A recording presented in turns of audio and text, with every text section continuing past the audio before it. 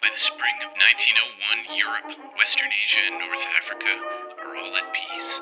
42 land regions wait for the inevitable conquests that will transform this map from perfect equilibrium to a one-sided conquest by the victor. Like rain that threatens on the horizon, war is a distant forecast. In this peaceful landscape, it seems that nothing could shatter the solitude and serenity of mutual coexistence. These are the notes from my chronicles, reaching from 1901 until the inevitable end. Franz Joseph, Austria. Fall, 1901. I am Franz Joseph, Emperor of Austria. I've reached out to the other leaders and found them to be collegial, friendly, jovial. It seems everyone wants to thrive, to share, and to help each other. I am hopeful that this serenity can last. Winter, 1901. As the cold months of December set in, I become acquainted with the other leaders. King George V is a man of few words, but he shares compliments freely. Kaiser Wilhelm II of Germany is abrupt, to the point, and keen for westward expansion. King Victor Emmanuel of Italy is a verbose talker, the kind of talker that can get himself into trouble with too much talk. But he has agreed to sail westward. Spring 1902. Ismail Enver Pasha, the Turkish leader, uses his words sparingly. This could be his undoing as Russia and I unite against him. The Russian Tsar Nicholas II is an affable sort. He speaks plainly and openly, and yet he's guarded. Fall 1902. Churchill will one day say that there is one thing worse than fighting with allies, and that is to fight without them. I hope I can build a loyal and strong alliance with Italy and Russia. Together, we can move mountains. I have moved rather aggressively against the German and taken Munich. My allies remain with me as I help them to grow in equal measure. Winter, 1902. As it often does, tragedy has invaded the serenity of this once peaceful arena. A pandemic sweeps across the globe and has landed in France.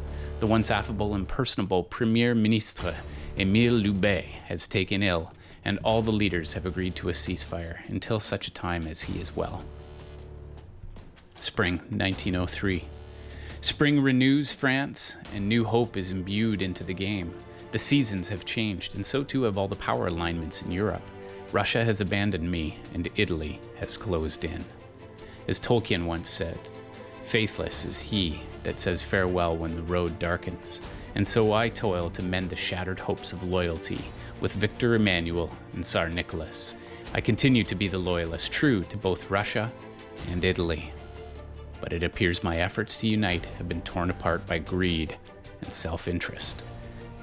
I had hoped that the fear of incalculable losses by one who would invade Austria would deter an invader. This alliance can still work, but I fear that my Italian friend is a wolf in sheep's clothing. He has sown paranoia in Russia's mind and is working to destroy all that we have built. But England's power and influence in the world has grown, and he is controlling the map and seems to be working with France and Germany. But suspicions are setting in as Emmanuel supports himself to Venice and leaves the men and women of my 14th Division in Munich stranded and far from home, their supply lines broken. Russia has abandoned the grand vision of unity that I once held as he invades Galicia after enticing my troops to support him into Sicily. The only redemption for my shattered hopes is a chance move to Budapest, where I will likely face a brutal and prolonged war with Nicholas, whose greed in Turkey now seems to extend to his erstwhile allies' centers. With dreams of conquering German lands a distant memory, I scramble to defend my very nation, caught between two nations who seem to be closing in. Fall 1903.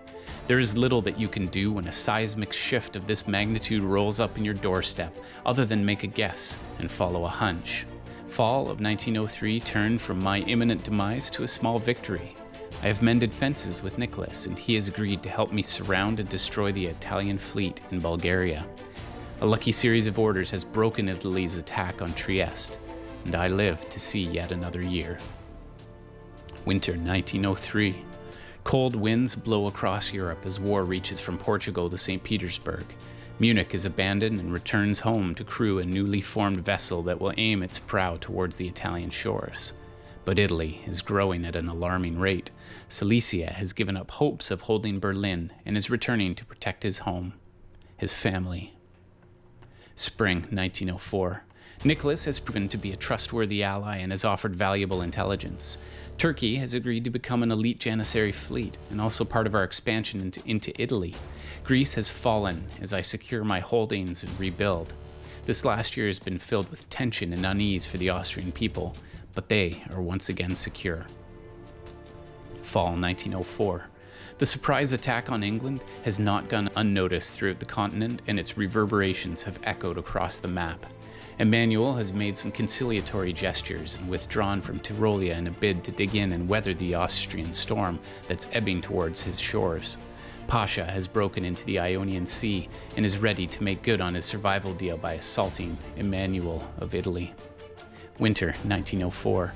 A great flood of missives have arrived imploring me to join forces with the Frenchman, the Italian, and the German, but Nicholas has been loyal and true, and his growth does not scare me. Not yet. But in the recesses of my reptilian brain, I wonder how long he will stay loyal. I wonder how long until I need to challenge the might of Russia proper. King George is in full-blown retreat, and like me, he has been forced to abandon his forward emplacements. Spring 1905. According to Cicero, only a war waged for revenge or defense can be just. It is with this in mind that I make good on my promises to eviscerate Emmanuel for his deception. The Turk continues his assault and claims Tunisia as his own. Hope returns as he is offered a chance for salvation. Emmanuel has abandoned Emile Loubet in the mid-Atlantic Ocean, and the Englishman's fury threatens Spain and Portugal. Fall 1905. As it so often does, complications have led the Italian leader Victor Emmanuel to abdicate his position. In his place, a skilled general, Vittorio Orlando, steps up to take control of the beleaguered nation. Some call him the village idiot, but this is a facade for the skilled diplomat I know him to be. A beautiful equilibrium has allowed my relationship with Russia to flourish. He is growing strong and he continues to cede territory to keep us united. But tragedy strikes after a brief ceasefire, and both Italy and Russia wipe out the final Turkish resistance. The world mourns the death of the great Turkish Pasha. Winter 1905. The new Italian leader is enigmatic, proud, and principled. I am set on my course to capture Venice and Naples with the Russians' help. There seems to be little that can break us apart. Italy is savvy, but he is badly outgunned. Spring 1906. Though Loubet wanted to watch old Italy fall, he has had a change of heart and is now propping up the newcomer, Orlando. I wonder, though, how much is he willing to sacrifice to help the Italian? Germany has exploded out of his homeland and is on the move despite his concerns that Russia will advance. Fall 1906. England has given up the island and is making a final push against France for his betrayal. Though my revenge plot has come to fruition, the proud Italian refuses to bend a knee and would rather fight to the death than be subjugated by me. I have grown to respect him for it. He also refuses to discuss communications with other nations, which also demonstrates his integrity. Winter 1906. My spy networks are reporting that Tsar Nicholas intended to have his fleet destroyed so he could build back home. I have encouraged him to build in the north, but he has built an increasingly large body of forces around the Romanian border, and my encouragement to de-escalate tensions on my eastern border have been ignored. My worst fears are coming true, as I see the precursor to a brutal stab forming. In addition to his southern grouping, he is encouraging me to push into Germany and Italy, which would leave my homeland completely exposed. His relationship with Germany is solidified, and I see that I may be the pawn in a plan to dominate the map. I will need to withdraw from Italy to protect my holdings. Spring 1907. I have shifted my focus from Italy to block France's retreat into Piedmont. Regretfully, the main body of Russian forces are still lingering, and Nicholas feels betrayed by my withdrawal or frustrated by my defensive play. He will need some time, and I will offer my assurances that my intentions are honorable. I will help him to win this war, but I will not let my people be victims of his conquest. I am certain that loyalty will get me to this endgame, but I don't know how much longer I can be loyal, as his troops are massing again on the Romanian border. Fall 1907. Machiavelli said that men should be either treated generously or destroyed because they take revenge for slight injuries. For heavier ones, they cannot. Italy and I could cause grievous damage on Russia now, But he has been a good ally, and I believe his lapse was temporary. My hope is that I can unify with Russia once more by easing up this turn. Winter 1907. Germany is gaining traction fast, and there's little I can do to slow his progress as Russia is not prepared to de-escalate. His northern fortifications are tenuous, but he is unwilling to strengthen them to lock down the north. It seems he has plans to help Germany grow and prevent me from doing the same. Spring 1908. Orlando is struggling to find a purpose on the map. He's fixated on regaining Venice, but is paralyzed with inaction. He does not wish to move on Russia or Germany. I have offered him Venice in return for helping me capture Constantinople, but he has not accepted my suggestion to move to EAS to make that happen. Relations with Germany are beginning to flourish, as we are beginning to realize that there's potential for us to help each other achieve our goals. Fall 1908. The Italian continues to harry the Venetian borders, and he is still unwilling to get involved in any conflicts. Germany has begun to win the north, and England is being pushed ever farther from his homeland. Nicholas has bought himself some time and has dug in throughout Turkey and told me the north will fold, and he will remain in the south. I am disappointed by this news. Russia is still a board leader, though he has left his north completely open to the ever-growing German threat. However, so long as his units are lying in wait for a moment of weakness from me, I must remain vigilant. I need more strength if I'm going to hold back the dams that seem ready to break along my borders. Germany has ended France's hope to survive, and he has almost finished off King George as well. Winter 1908. Nicholas has proven to be a learned man on the subject of stalemates, and he is a calculator who has projected far into the future. However, in 1908, I believe there is a lot of action left, and I cannot begin to form a stalemate line when Italy and Russia are hungrily lining up on my borders. My only option is to negotiate a neutral zone with Germany to forestall his invasion. It will be a tightrope to see how long I can hold off on moving to the line before Russia loses faith, but also a race to get there before Germany is strong enough to do it without my aid. The risks are many, but I have never been afraid of a long shot. The major problem I face is that I cannot move past the Italian to get to the stalemate line, as he still has no trust in me. Spring 1909. Germany has proven to be quite loquacious. He is a man of his word and is following through on every agreement we make. In exchange for a neutral zone along the stalemate line, I am continuing to defend my borders to allow time for the Kaiser to solidify his holdings. I have told him that I will help him for a time, but I will not give him the war. He will need to earn that when he is close to winning his 18th center. However, it is time that I move forcefully to the line in the south, as diplomacy has failed me with Italy. I can wait no longer. As long as Italy will not move to stop the German push for domination, I need to force his hand. I don't believe that Italy is prepared to move to the line, and have noticed that he has not made a single anti-German order since he took office. I have asked Russia to give his best effort in the north until I can move through Italy. Fall 1909. My efforts at diplomacy are failing with the Russians now as well. He has made conciliatory orders in the north that have invited the German to win his centers, and he has accelerated this war by at least a full year.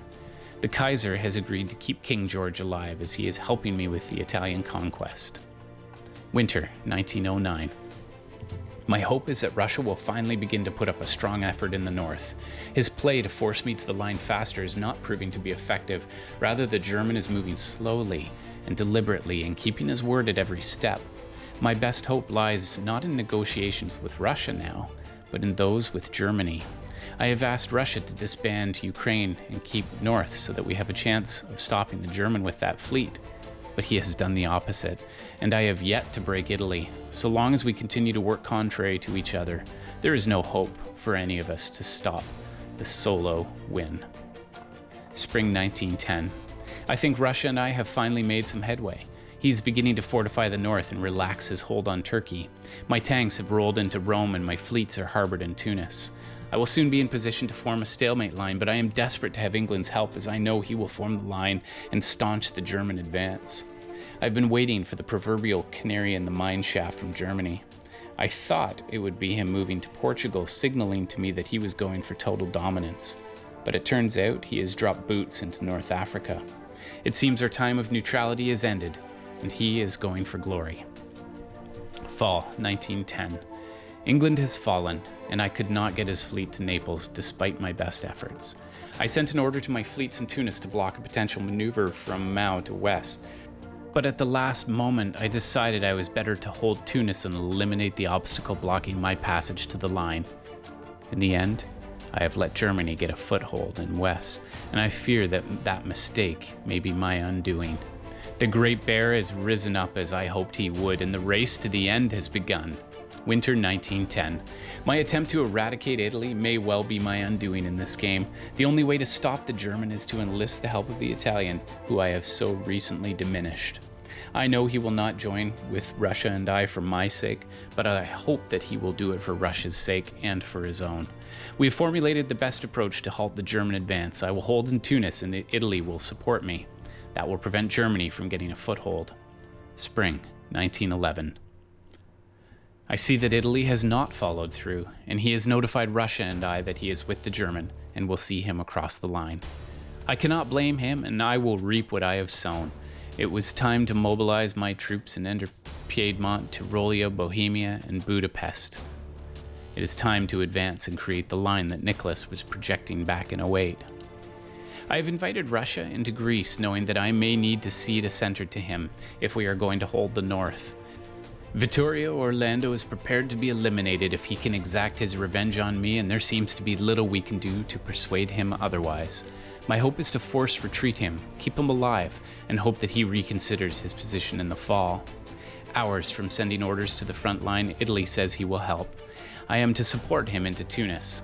If the German does anything other than support Tunis, then Italy will live, we will reclaim Tunis, and the war is likely over. If the Italian helps Germany, the war is over once again. And so the war comes down to one decision by Germany and one decision by Italy. Fall 1911. I have attacked Silesia in hopes of Russia rebuilding a fleet in St. Petersburg. It is good to be back with Russia after starting the game shoulder to shoulder with the Bear.